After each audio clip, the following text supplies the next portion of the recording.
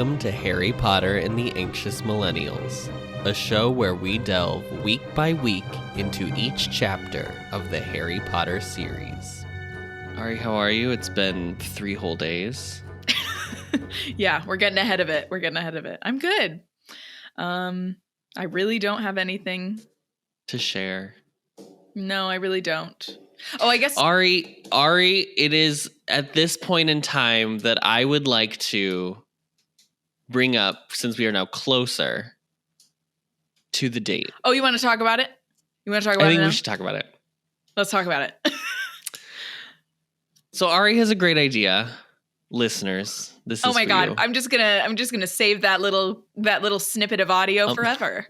I'll make it my text tone. Yeah. Every time Arri has a great idea, and her ironically, this was not planned. No, I swear, by chance, coincidence. Her wedding, which is happening toward the end of September, will be coinciding. This is the coincidence. It's coinciding with the movie episode, when the movie episode should be like recorded. Right, basically. when we would be doing it anyway. So we're here saying, well, why not do potentially maybe a live stream of our discussion? Yes. We would Uncut, watch it. Unedited. We would watch it before, but then we would discuss it via live stream. Yes. So you're not watching the movie with us necessarily. You still have to watch it beforehand if you would like. This isn't one of those TikTok lives where they just like hold the phone up to like Despicable Me and you just watch Despicable Me on people live. Do that? That's a thing people do? Yes. Oh my god, what is happening? It's not one of those. It would just be it's your chance to listen to us do this without any editing. Mm-hmm. With all of the nonsense, maybe if there's like a chat feature, we'd be happy to engage and answer some questions. I like that idea. We would not answer every question. Well, we can't. So don't ask me how big my dick is. Don't ask how big it is. How big is it? How big's your wand, Adam? But yeah, we would love to know, what do you guys think about that? Would you be into it? Would you not be able to? Are you into it, but you wouldn't be able to sign on for something like that? Let us know. Right. We would have more information about when it would specifically be. Yeah, like the exact time, date and time, TBD. But apparently we'll be in town until, October 2nd, at least. Oh, you guys will? Okay, great. Because, there's a concert we're going to have to go to on October 2nd. Yeah, we gotta go. We gotta go. Obviously. So that's crazy, by the way. That's so crazy. How perfect. It's kind of like a nice little send-off. I know. So a little bee in your bonnet, Potter. Bee in your bonnet, Potter. I think we can move on into the episode, shall we? Yes, let us know. On Instagram, on Twitter. I swear. Let me... Here's my once every couple months check of Twitter to see if I have any messages. This week, we read chapter 28 called The Madness of Mr. Crouch. Arri, what happens in this chapter? I was thinking about that, and I was like, there is kind of a lot that happens in this chapter, but I guess the main things are Harry learns what the third task will be. Okay. And Mr. Crouch appears out of the woods. You've heard of Into the Woods? Well, this is Out of the Woods. And this is Out of the Woods. And then back into the woods. But once again, for me, all this chapter is the Niffler chapter. Because I wrote it. They were in this chapter, and I got so excited. I forgot they were in this book. Oh, really? You thought it was a different one? I forgot they were in the book. You just didn't remember them at all? I just didn't remember that. I mean, it's not really a plot. It's not really a plot. No. It's just like it's more of just a way for her to explain how leprechaun gold works. That's really why she... It is. That's exactly why. That's exactly why it's here. And for Ron to kind of be a little pouty about being poor, which like Ron, valid. It seems like Hermione's family is pretty wealthy too. They vacation in France. So yeah, they're definitely like middle to upper middle class. Yeah. So yeah, this chapter opens with our golden trio visiting. Instead of Dobby, it says Hobby and the house elves. Mm-hmm. They're visiting Dobby. He's giving him the socks because he did buy those socks. We can close that loop. Skeptical. We can close the loop on the socks. I was very skeptical, but he did it. He kept his word. So good job, Harry. And Dobby is very overwhelmed by this, and he's just like singing Harry's praises and blah, blah, blah. Mm-hmm. But Winky is not doing well. And they were talking about the butterbeer, that she's drinking, even though it doesn't have an effect on humans because she's an elf. The butterbeer has an effect on her, which I'm like, so there is alcohol. What's happening? Is it like medicine, alcohol? I had this exact question because if it was like it does nothing to humans, but it has an effect. That's one thing. But Harry says it's not that strong. So I was like, so then there is an alcoholic percentage. They've been just drinking since they were 13, basically. Wait, let me see. Michael? Hey, babe. He's coming. Hey, babe. Hey, babe. Hello. We have a Brit. Cheers. Oh, cheers. Cheers. Adam said cheers. If they were talking about butterbeer and how Harry's like, oh, that stuff's not that strong. Is that normal when you're like 13 to be going to a pub and having a drink? No. Okay. No, I mean, it's technically legal if you're 16 to have a beer with dinner if your parents are with you. Okay. But it's not normal to be 13. Well, then what are they? I mean, kids do it. Yeah. But then what are they talking about? Is it it's non-alcoholic? No, he says in this chapter, because they're talking about how Winky's drinking the butterbeer. And then they're like, oh, well, that stuff's not that strong. It's Harry that says it. Mm-hmm. Harry says it's not that strong. Maybe the rules are different for wizards. The rules are different for wizards. Sure. This just in. Thank you. Yeah, so I didn't really understand that. The only thing I could think of is like it's like medicine, like cough syrup, how cough syrup has a little bit of alcohol in it or whatever, and like something like that negligible that like we is a full-grown human or even like a child wouldn't really notice it, but a house elf it would just feel like a lot. Right. I really don't know. That was me grasping at straws, so I'm not really sure. But Harry, like, very untactfully tries to ask her about Crouch. Like, he's literally just like, hey, you don't have any idea what Crouch could be up to, do you? And I was like, what are you doing? Why would Winky have any idea? But why would she tell you, more importantly? Like, sure. Even if because she does know something, about the kid or about, well, whatever, whatever's going on. Yes, but that's just coincidence. Like in the world of what happens, like in the given circumstances that Harry has right now, he has no reason to suspect that Winky was hiding anything nefarious. Oh right, yeah, no. They just think he's like sick. Why would she know why he's sick? You mean like since they've been separated, like since he fired her, basically. You're like, she doesn't know. Yeah. Because he went downhill after that. Yeah, it was just weird. I don't know. And the only part of this that I agreed with was the Hermione saying like other people can do their, lots of people do their own housework. Because I was like, yes, yeah. Like this not man, Hermione's family, to be clear. Yeah. Hermione, they're very wealthy.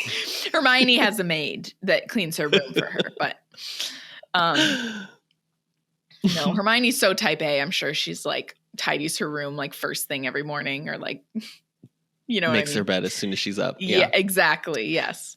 I will say Winky in this chapter says that Harry is nosy, and I was like, Winky, you're right. Yeah, where is the lie? There isn't one. Yeah, I don't know. It was very weird to me that he just like was straight up like, hey, do you know what he could be up to? I was like, you want to be like, oh, Winky, like, just like no bedside manner. No. And then she gets really upset, which made me even more mad at him. And then they roll her in a tablecloth and like neatly like tuck the edges around her. And I was like, to which Hermione, the only one with sense, is like, why aren't you trying to cheer her up instead of cover her up? Like, all of you are not helping the situation, blah, blah, blah. But then when Hermione tries to stand up for her and like address the situation, even Dobby is like, no, don't say anything. Yeah, he's like, oh, no, please don't leave me out of it. He's like, I don't know her. And then the house elves kind of like hurry them out, to which Ron is very upset. Which we don't need to spend a lot of time on it, but I'm just like, why is this like every time we have an interaction with the house elves, I'm just like, why is this what she's trying to do? I don't know. They all get awkward when she's talking about how they deserve more, basically. Yep. I was like, not a single house elf. Nobody. Yeah. I still stand by what I said, that this should have been the like free elf haven. And that would have been such a better choice. Because it still would have worked. It still would have worked with Winky. She still could have been like very disappointed that she was let go and like mourning for Mr. Crouch. It still could have worked.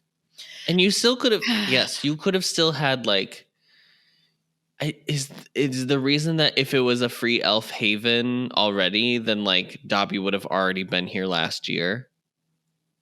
Maybe, I guess. And she needed to explain away why he wasn't there. But like, no one would have been like, well, we didn't have Dobby last year. So that was even worse, because I was like, what has he been doing for 2 years? Like living off like food and trash bins? Like, I'm like, what are we doing? How is he surviving? If they need to survive by working, like, come on. So then they go, oh wait, is this? Yeah. Hermione gets, when they're having, is it breakfast? Hermione gets like a bunch of hate mail. She gets a bunch of hate mail. They're very upset with her because of what Rita Skeeter published. And one of the envelopes has like this nasty like pus stuff that like burns her hands. It's bubotuber pus. Bubotuber pus, yeah. Yeah. Boo. How is this legal? How is this legal? I mean, I think just laws don't really. I mean, like, it just doesn't exist. I think we've just experienced that, like, there's no set of rules in the wizarding world. Yeah, not at all. I felt bad though. I know, I felt bad too. I was like, this poor girl.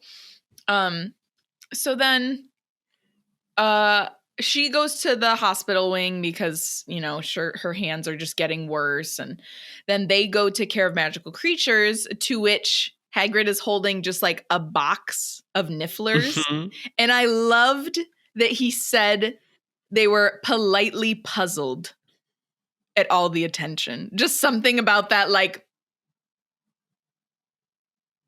Who is politely puzzled? The nifflers are? The nifflers! Oh, okay. Platypus, yes, yeah. There's like them all, like a box of them, just like, hello. So cute. Okay, am I wrong? Or in Fantastic Beasts, the movies? I've only seen one. Okay, in the first one. Maybe I saw the second one. I don't remember. It seems to me that like the nifflers in that movie are like, how do I put it? Like they're more like they just want to find the treasure for themselves. Like he doesn't want to give the treasure. Right. He wants to keep it. But in here, they're like eagerly like, oh, I'll bring it back to you. And I was so confused. Yeah. I'm not trying to bring Fantastic Beasts into this. No, but it's but a good I just point. was like, because you got to keep the through line if you're going to do that. Maybe just the one in maybe Newt Scamander's. Niffler is just very. It's the Dobby. Stingy. It's the Dobby of. Yeah, he's different. Yeah, he's the Dobby. Nifflers. But yeah, I did think about that because there's a moment where Hermione's like, "Well, we could get you a Niffler as a pet." In like a couple pages. And I was like, why couldn't you? Because Newt Scamander has a Niffler. So why don't you actually do that? Why don't you guys actually give Ron a Niffler? He's really down right now. This is the first Care of Magical Creatures class that Hagrid has brought a new creature that I was like, this is the first time I would enjoy this class. Yeah. And we talked about the unicorns, but that was really an extension of Grubbly Planks. Yes. Exactly. So I was like, wasn't really is the first time I'm enjoying it. Right. Yeah. Yeah, no, I love the Nifflers as well. It's a great animal to bring to class. A magical animal to bring. So the Nifflers, Care of Magical Creatures. Yeah, that's why he's having them care for these monsters all the time. And I'm like, Hagrid, this doesn't work. I think Care of Magical Creatures can just be like understanding them so you know more about them. Like, I don't know if it's necessarily like veterinary study in the sense of like that type of care. Yeah. But I don't know. I still think it would be my favorite class minus the Scroot situation. What was the other one? Oh, the Flobberworms. Both of those, boo. But like everything else I would have been like, cool. So the Nifflers are looking for gold that Hagrid has buried, and it turns out to be leprechaun gold. But Ron's Niffler is like the best one. Mm-hmm. And so he wins whatever the little prize is, like chocolate that Hagrid got. He got some chocolate. So Ron wins the prize, but as they're walking back, since Hagrid mentioned that it was leprechaun gold, Ron is like kind of salty because Harry hold on. He gave Harry the leprechaun gold to be like, here you go. That's for the omnioculars. And now you have to buy me a Christmas present. Ha ha ha.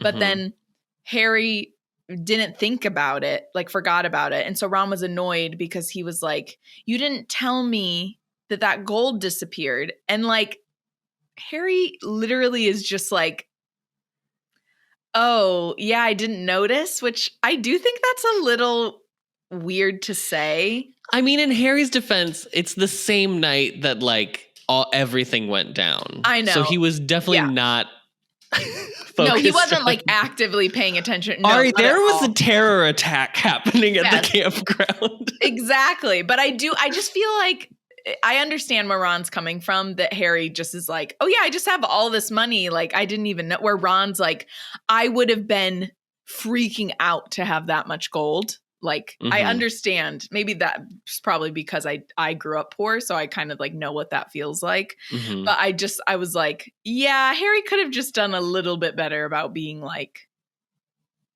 oh yeah, that did happen. But it was like, there was that night was a terrorist attack.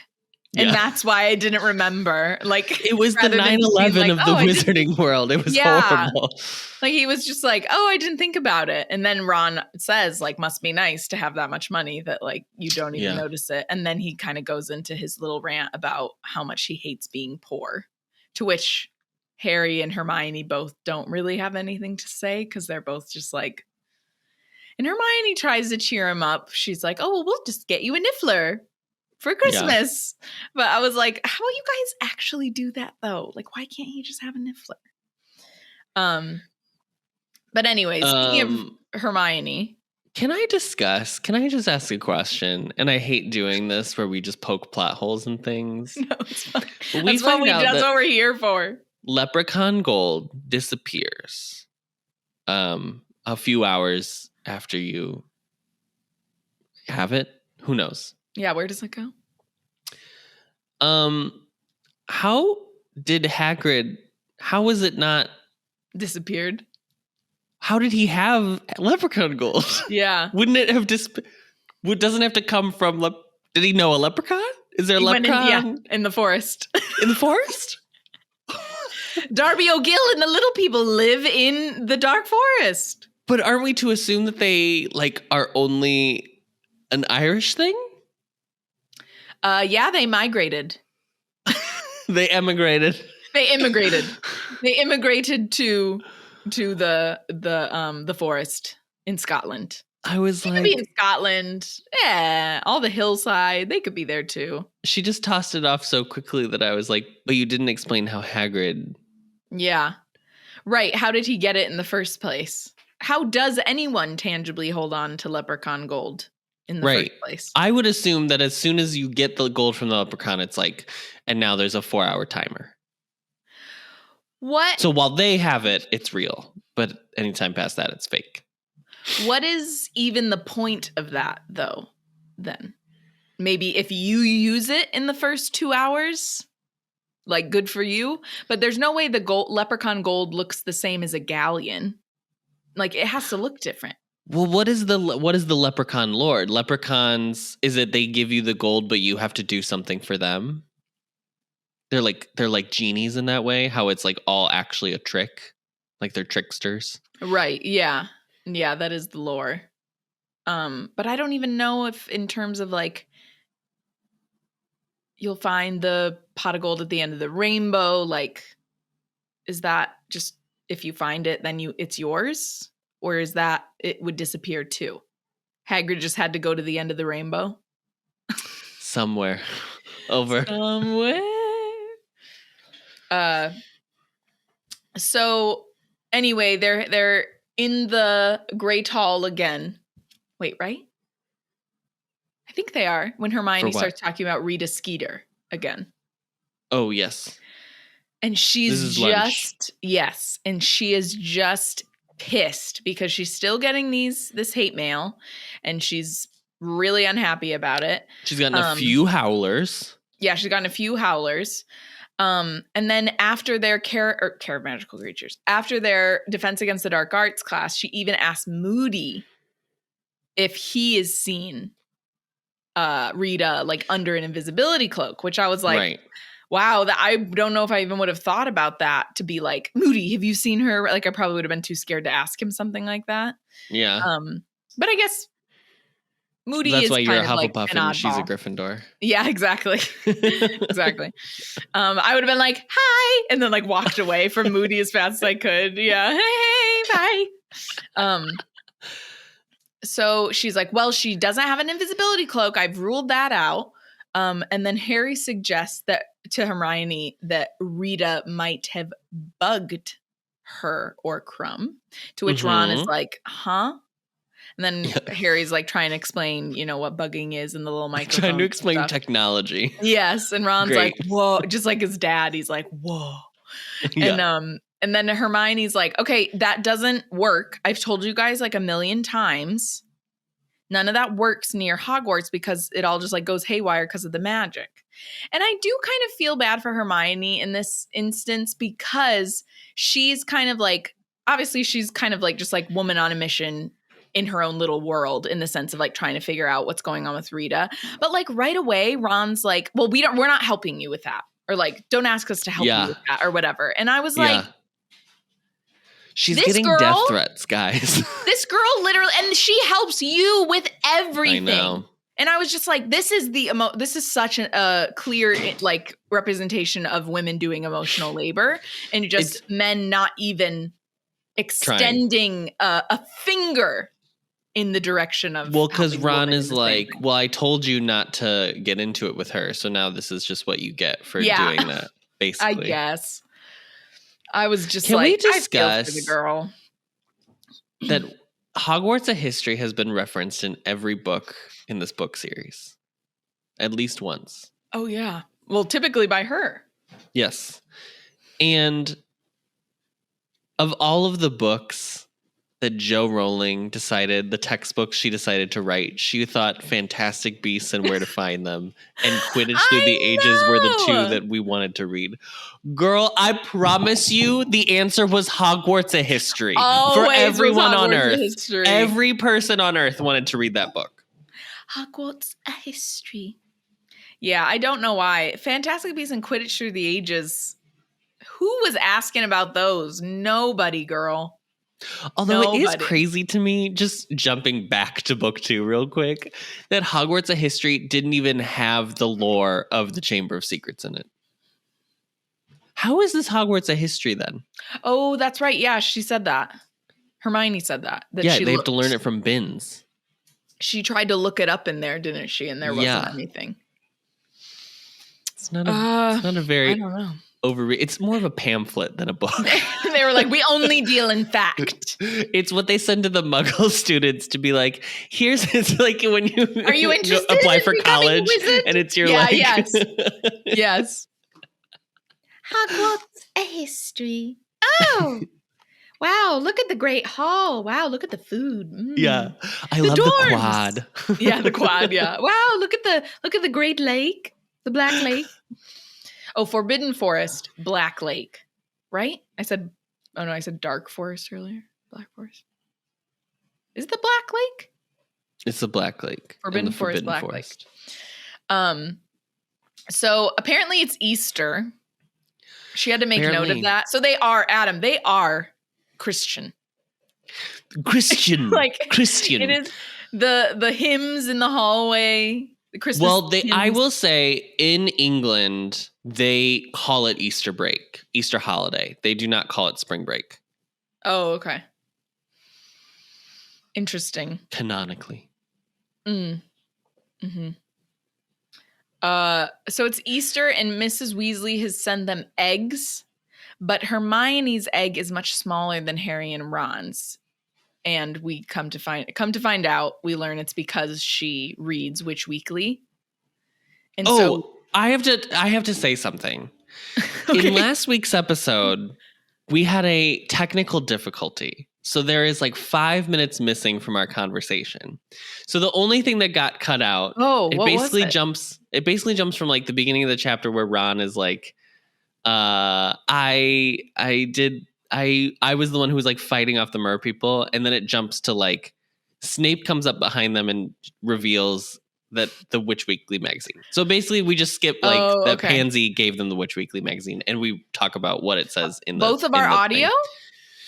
Or just mine? So I think my guess is what happened is your 5G went out and it switched to 2G automatically, which is why you ended up being on that 2G and it got really bad. Oh, but it cut your file out, and then like it was just like corrupted. So basically, it was just like me talking to myself. Oh, well, leave it in. Leave it in. So I would love to hear it. So it just cuts. It's like I put in like a censor thing so you can kind of understand that there, and you like reference the fact that we had a bit of trouble. But in case anyone's curious, that's actually what happened. So that is the Witch Weekly article that we are discussing.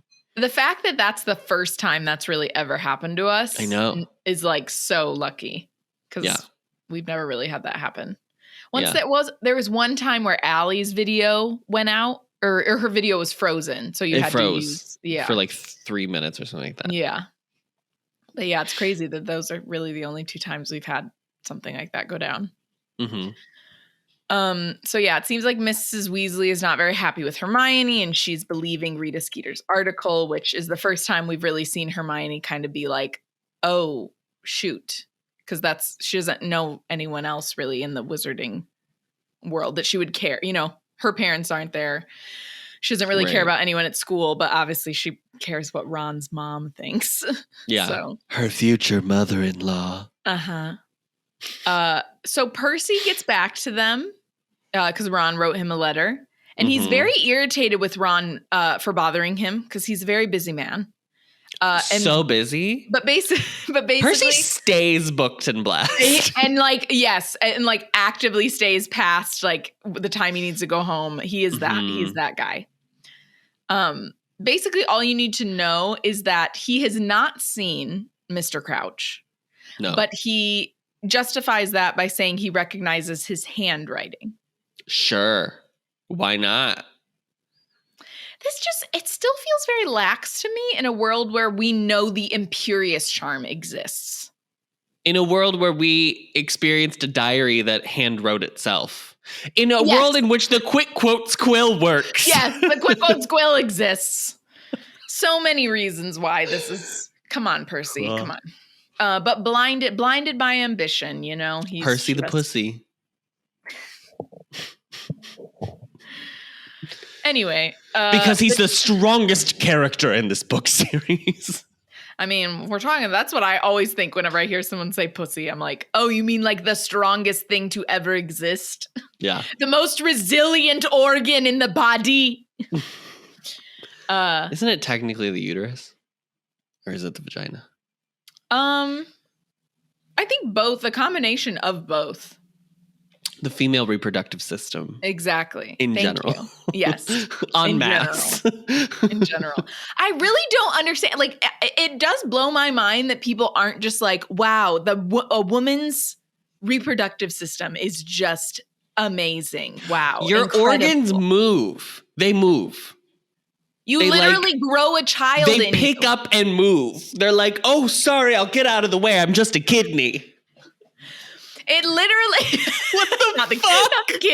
Not the kidney moving. Oh, let me just scooch right by you, baby. It's just crazy that like people aren't just like, wow, amazing. Like it's like, oh, I don't want to hear about it. Oh, gross, blah. Mm-hmm. What misogyny has done? I will never let it go. The patriarchy is done. Yeah. Fuck the patriarchy. So then the champions are shown the third task, which is the maze. So they built a maze. I love that Cedric was like horrified that they like messed with the Quidditch pitch. And Harry, girl, you're not playing on that Quidditch pitch. You're in the sky. Who cares? Yeah. Who cares if there's a maze there? That was so weird to me. He was like, "What That's if so they done funny? it?" I didn't even think of that.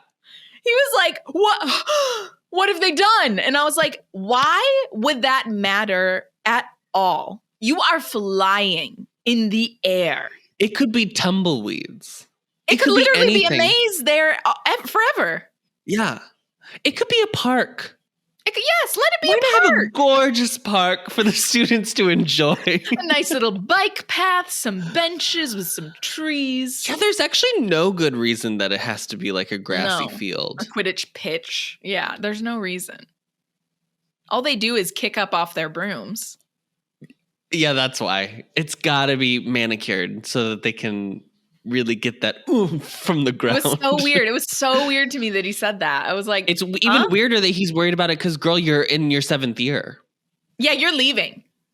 Bye. He's worried about the Quidditch legacy at Hogwarts. Right. Yes, exactly. He's one of those that's like still invested in the sports even after he graduates. High school sports. Yikes. No, thank you. I cannot imagine like going back to like a clay football game after I left. I would be like, girl, most of the time I was there, I couldn't imagine going to a clay football game. I think I went to like 5 the whole time I was at school. I think I went to most in freshman year. So they're kind of telling them what the details of the third task are going to be, that like Hagrid's going to have beasts in there and there's going to be spells and things that they're going to have to deal with. And then afterwards, Bagman tries to grab Harry. I have never noticed how much of a red herring he is until this read. Until we read, yeah. It's like every time something goes wrong, he is there. Yeah. Like I really see it now. So I was like, oh, okay. This is the one where like the obvious one is but then that means she didn't do a good job writing it, right? If you never noticed it before, if you never noticed he was supposed to be a red herring, then it... No, I mean, I knew he was a red herring, but it's like this is the first time I feel like I'm like keeping an eye on how many times he shows up. But yeah, I mean, maybe I do think that the Moody bit is really good because I just did not see that coming at all. Right. But yeah, maybe as an adult, like had I read this book as an adult, I would have been like, oh, it's Ludo. I think this is the only time so far in this book where I was like, oh, that's interesting. Or maybe I guess him after Moody showing up after the somebody in Snape's office, the Crouch in Snape's office, and then this where he shows up like right away. I was like, oh, like if you're looking, those are your clues, but that's pretty much it. Right. Yeah, I did have that same thought with Moody in this chapter too. I was like, oh, there he is, and he just like lied about running into Snape, probably because he just has the map, so he just knows where everyone is. Right. So Ludo tries to grab Harry, but Crumb he's doing the thing Harry should have been doing, just staring at that fucking map all day. Yes. Yeah, he's doing what we said. He's just literally like, I'm doing nothing, got the map out. Like, me. He probably just had, yeah, that's what I'd be doing. Especially if there's like weird stuff going on, then even more It's a piece of parchment. It's portable. Like, yeah, take it everywhere with you. Have like a book open and have the map on the book, like hidden. I'm just saying. Tossing out ideas. So Crumb actually asked to speak to Harry before Bagman can get over to him. And then Bagman's like, shall I wait for you? And Harry was like, no, I can get back to the castle by my own, thanks. And I was like, go off, Harry. It was just such a funny retort. I was like, great. He's just like not having it. He's not interested in help from him. I know. So then Crumb wants to talk to Harry about Hermione. Friedrich? I know. What? I just think this is very human moment from Crumb, which I really thought was very sweet. I agree. Yeah. I liked that because there's the bit where Harry's like, Crumb was like intimidated by him. Like Crumb, the like best Quidditch player, was intimidated by Harry Potter. And I was like, I mean, he's just worried that like you're Mr. Steal his girl. Yeah. Like he's just worried. And also Hermione is like not playing hard to get, but she's just not, she doesn't seem quite as interested in Crumb. As Crumb is in her, basically. I think it's so cute that he really likes Hermione Granger. Yeah, I know. Me too. It's very cute. So that was funny to me that he's like, I want to talk to you about Hermione. And Harry's like, oh, bro, no. Nothing like that is going on. To which Crumb is very relieved. And then he's like, you fly very well, you know. Complimenting Harry, then he's like, oh, well, you look so nice today. Like it's like one of those things. Yeah. Someone like has to have a really tough conversation with you. I love this top. Is it vintage? Yes. Oh wow, that's such a good color for you. Oh my god. Okay. Just such a fall.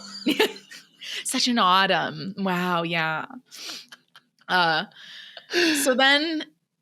They like talk about flying a little bit, like after he compliments Harry, then Harry's like, oh, what? Thanks. I saw you at the Quidditch World Cup and wow, that wrong-ski feint. I mean, I can't believe I had to read the words wrong-ski feint again in this book. I was like, go to hell. Wrong-ski. And so right at that moment, out of the forest comes Mr. Crouch. And like, honestly, this part is like, it's scary. It's very scary. It's very scary. It's especially very scary. Think about you at the age of 14 and a full grown, like what he has to be in his 60s, if not 70s. Like a 70-year-old man is like stumbling out of the forest. His like knees are all bloody and he's like in disarray. And then he's like kind of like talking to himself or like talking to the tree. It was very weird. And like it's the most different type of scary. It's the most unique kind of scary we've gotten in the book series so far. Yes, because it's like socially scary. This is such an adult moment. Yes. It's like very, I mean, Harry handles it, I think, very well, minus the fact that he leaves Crumb with him. But I don't know what other option he had. It's the thing of like the person that you don't know what they're going to do next. Like it's so crazed that you just don't know what to anticipate. Because like with a werewolf, you can assume the werewolf's going to try to eat you. And it's just like a werewolf, a monster. Oh, a very clear threat. Aragog, a monster. This is very like, what is happening? What do we do? How do we help him? Do we need to be worried about us being in danger from him? Like, there's a lot happening. What is he running from? Like, is there some? Yeah, right. Is someone actively chasing him? Like, and he just can't tell you. Like, what is going on? So he's talking to a tree as if it's Percy, but then he also like falls to the ground. And then when Harry goes to him, he yells out that he needs to talk to Dumbledore. And then he starts kind of like rattling on about his son and Bertha Jorkins and just how it's his fault and he needs to talk to Dumbledore. And then he mentions Voldemort. And it's just like a lot. Like, being 14 and having to process, not only being 14, but you're Harry Potter and this guy is talking about Lord Voldemort. Right. So you know you've got like, and Harry doesn't really process things well. No, anyway. So then he basically, the whole thing is really spooky, but he ends up asking Crumb to stay with Crouch, to which Crumb is like not very enthusiastic, obviously. No. But he does. And I was trying to remember this. None of this happens in the movie. I think that's why none of this happens in the movie. So taken aback by it because I was just like, which is crazy because it feels so cinematic. Yes, that I'm surprised they didn't put it in the movie. Right? Yeah, it's very dramatic, and it would really elicit a reaction from an audience viewer. So Harry runs back up to the castle. It's what? So scary. He's got to chill. It's so just thinking about it. It's so creepy. I'm just, the worst part is just that he's like 14. Like, I'm just trying genuinely the worst part is Harry keeps being like, you have to let me go. Like the idea of a man like clutching onto him. Yeah. Ooh, I know. Horrible. Yeah. And you know, his breath smells bad. He hasn't brushed his teeth in. I don't know if he's showered. He might just smell bad in general. Right. So Harry rushes into the castle and then fucking Snape's dumbass, like, please die. Like, I'm just like, roll over into a ditch and die. Like, I just was like, what? You are the worst. Like, this is literally probably why he got away. Like, fuck you. It was just terrible. And then sure enough, Dumbledore is, as soon as Harry tells Dumbledore what happened, Dumbledore is literally just like, let go. Like, he's just like, off to the races. And Harry's like trying to keep up with him because he's just like taking really big steps. And then as they're walking, he's telling him. This is genuinely the first time reading this book series, this moment with Dumbledore, where I was like, this can't be Richard Harris anymore. Because he goes really fast and Harry's like rushing to keep pace with him. And I was like, Richard Harris is great. Just what Dumbledore's arc in this series, even if Richard Harris had lived, I don't know how he would have done what ends up having to happen. Yeah, he was just too old when he got cast, basically. I think it's very similar to Gandalf, honestly, that it's like looks like an old man, but is like very spry. Like I think they say that about Dumbledore multiple times in the books to come, that it's like he moves way faster than you would think he would for being an old man. But I love that Dumbledore is just like, yes, let's go. Tell me on the way. Give me the deets. And so Harry's telling him, and just the more and more that he's sharing with Dumbledore, the faster Dumbledore is walking. And once they get there, Crouch is gone and Crumb is knocked out. So Dumbledore sends his Patronus to Hagrid. And then I'm guessing, was there a Patronus that was sent to Moody too? No, Moody just shows up. Okay. So Moody just shows up and he says that Snape told him because he's seen on the map that they were just with Snape. So he pops out of nowhere and then he starts looking for Crouch, which is just too perfect for what we're going to learn later. Very convenient. And then Dumbledore asks Hagrid to go get Karkaroff. So Hagrid comes back with Karkaroff, but then This was really weird. I was like, is this man is just like, are we just supposed to believe this man is just like crazy paranoid? Like the paranoia is real?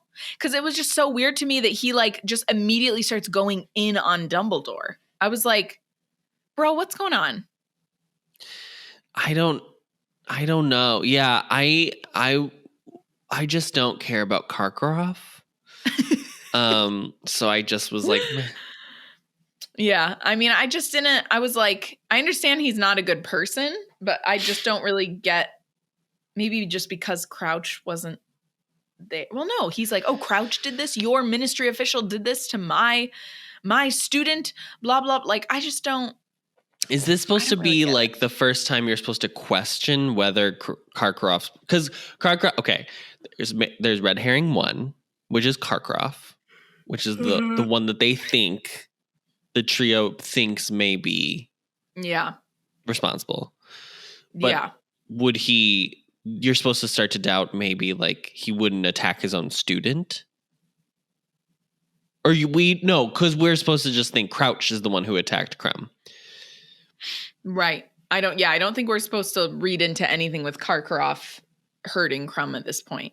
Right. I think maybe it's just him being paranoid because of like how paranoid he's been about the Dark Mark and stuff like that. Like that's the only thing I could think of. I don't really get it. And if that is what she's doing, it's not clear enough. This is too out of left field for me, even with Karkaroff. So then he like goes off on Dumbledore, and Hagrid is having none of it, which actually I was kind of here for this moment. I'm not going to lie. I don't condone violence, but like I love how loyal Hagrid is to Dumbledore. Like I just love that he is like, absolutely not, you fucker. Like just because Dumbledore isn't going to be like demand anything of Igor in this moment. So I have a real 180 with Hagrid in this chapter. So really? We'll get to it at the end. Oh, I know what you're gonna say. It's so bad. It is. I literally have I've never thought I'd write xenophobic in my notes. And it wasn't about Vernon Dursley. Yeah. So Hagrid's pissed. He's having none of it, but Dumbledore's like, no, don't do that. It's not worth it. Which, like, yes, Hagrid being the better man, of course, I expect nothing less. But I kind of liked that Hagrid was like, no, fuck that. Yeah. So Hagrid Dumbledore asks Hagrid to walk Harry back to the castle. And Hagrid at first is like, no, I should stay with you. And Dumbledore's like, no, you're going to walk him back to the castle. And then I thought it was sweet that Hagrid was like, well, I'll leave Fang with you. Yeah. You know that Fang literally just was like, he didn't do anything. He just sat there. But that was sweet. I was like, oh, that's cute. Like, that's something you would do for someone just to make yourself feel a little bit better. Like, okay, I'll leave Khaleesi with you. Okay, like something like that. And then he's walking Harry up to the castle. And then do you want to say it? The worst. You can go ahead. This might be my least favorite part of this book so far. Because it's from Hagrid, I think specifically. Yes. Yeah. He basically just is like, starts like yelling at Harry. It feels very reactionary, like very like heat of the moment. I just have to like yell. So I'm so caught off guard by what's happened. Like that adult thing where they yell at kids before they think about what they should be saying. Exactly. And he basically is like, you shouldn't trust any of these foreigners. And I was like, what are we doing? Now given circumstances, Hagrid has been jilted by Madame Maxime, so he's obviously very tender about that. Right, and but there is a natural distrust of Durmstrang that was even presented when they like came to the school, that they maybe learn more about dark arts than they should. Right. But I was like, oh, and I like that Harry's like didn't like this conversation at all and was like, I'm gonna go. Yeah. Good on you, Harry. I had that same reaction. I was just like, wow, this is real. This is a really xenophobic moment from Hagrid, and I don't like it. And I think maybe just because we're in like a post-Brexit world that it's like, ew, just like the Brits being very like, well, we will colonize, but we don't want any of it here. Foreigners. No foreigners. Yeah. Happy to take your curry. Don't want anything else. Thank you so much. The people themselves, no. So that's, a thing. It was just a big ick moment for me. Mm-hmm. And then the chapter just basically ends with Harry rushing into the common room to tell Ron and Hermione all of what just went down. Exactly what I would do. I would be like, Adam, oh my God, you'll never believe. I would just be like, I have to tell you something. Like immediately. Come with me. Crazy. Come with me. Come here. But yeah, that's the chapter. That's it.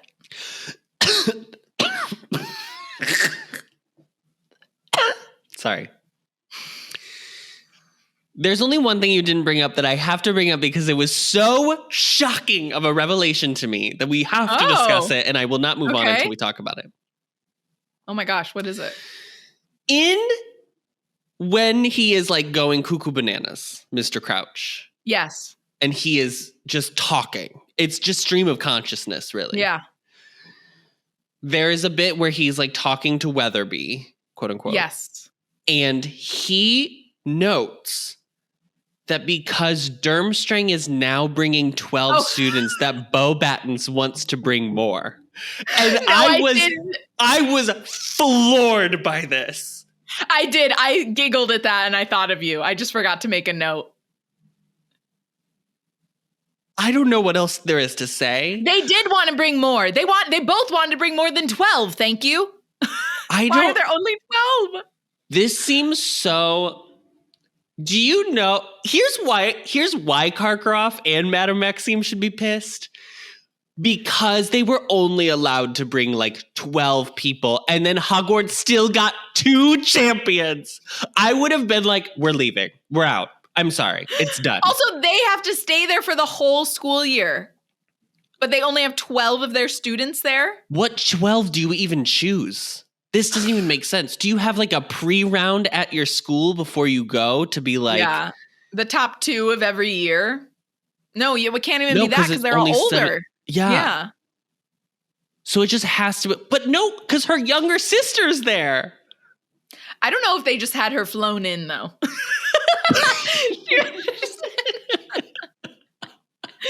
They just had her sidelong apparition with someone. Madame Maxime went back and got her. I don't know, girl. I don't know. But then, so then there's no one in the world that Crumb wants down, is worried they would miss more than Hermione Granger. Then it's, not cute. Now it's, obsessive. Yeah, now it's kind of creepy, isn't it?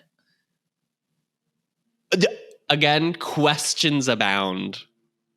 Why wasn't it Harry? I guess because it's not public knowledge. Can you imagine if it was Harry and Cedric had to duel over saving Cho in the water?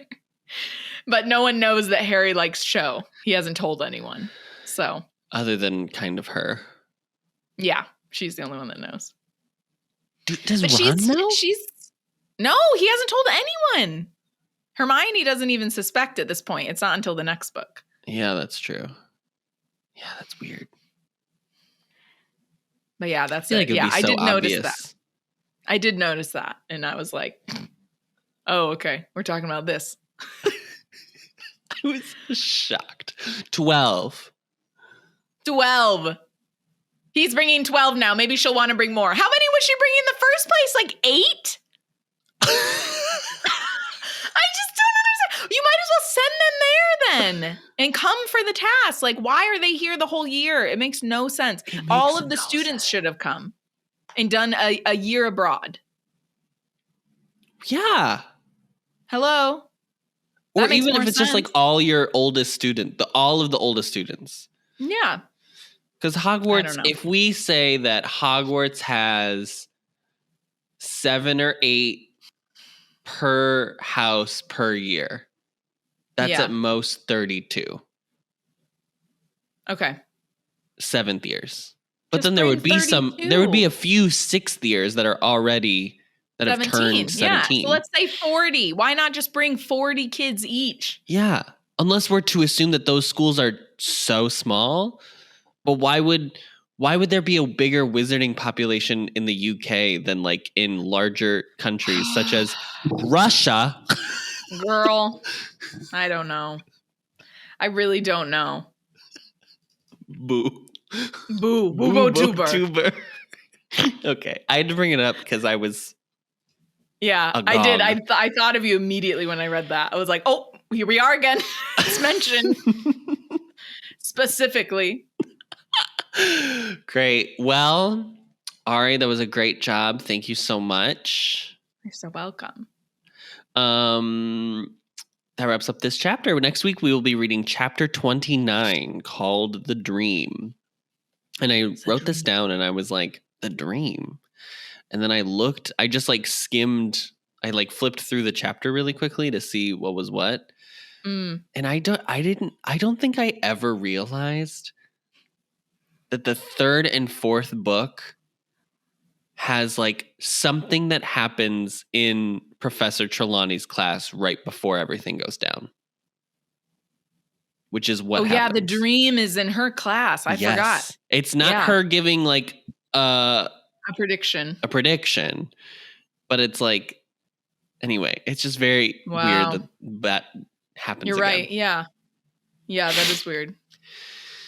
You can find the podcast on Apple Podcasts, Spotify, Stitcher, or wherever you find your podcasts, as well as video versions on the Ampliverse YouTube channel and on Spotify. As always, don't forget to rate, review, and subscribe so that we can get a perfect Newt score. 5 stars only, or else you'll go mad too. Also, can we say he's not gone mad? He's fighting off a curse. I know, yeah. Don't forget to follow us on Twitter at Oh, sorry, what? I said he's trying to save people. He's trying to save the wizarding world, basically. But he was the one who put it under duress. Oh, I know. It's his own fault. You reap what you sow. You reap what you sow, Barty.